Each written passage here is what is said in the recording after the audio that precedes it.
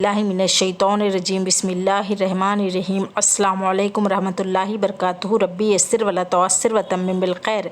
आज हम अल्फाज मैंने लेंगे। अब हम पहले पर देखेंगे क्या है यहाँ पर। जलसा, जलसा यानी वो बैठा। अब हम नीचे देखेंगे।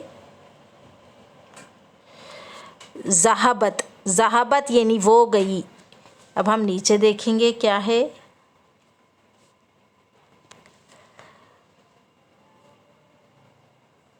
वो इससे खुश हुई। वो इससे खुश हुई की अरबी क्या होंगी?